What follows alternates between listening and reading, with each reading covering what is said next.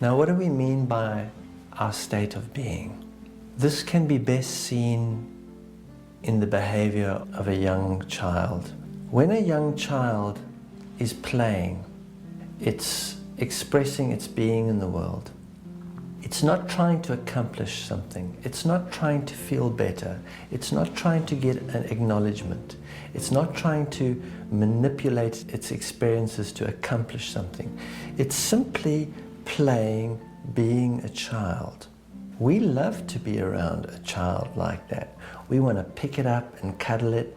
A parent loves to be around such a child, and that child, everything that child requires is always around it and brought to it. It gets its food, it gets love, it gets attention, it gets toys given to it, because it's radiating this being without condition, and everyone wants to be around that child.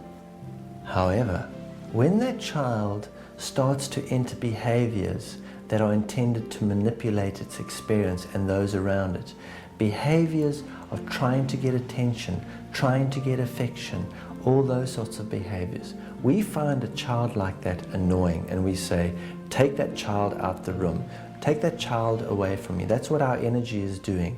And in fact, we start to take our attention off that child, and suddenly that child finds that it's not receiving what it requires, because no one's attending to it anymore, because it's annoying, it's irritating, its very behavior causes us to distance ourselves from it.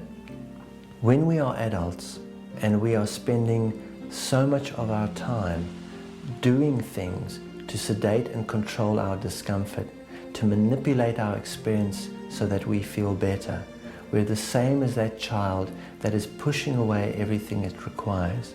But we don't even realize that this is what's going on. And so the more uncomfortable we become and the more isolated we become and feeling as if we're alone in the universe, the more we enter thinking to try and figure out what to do, and then the more we enter doings to try and change our situation. But this doesn't accomplish anything. It never has. What is required is that we shift back to being that child. In other words, the one that is radiating activity as an expression of being in the world, not as a means to manipulate the experience.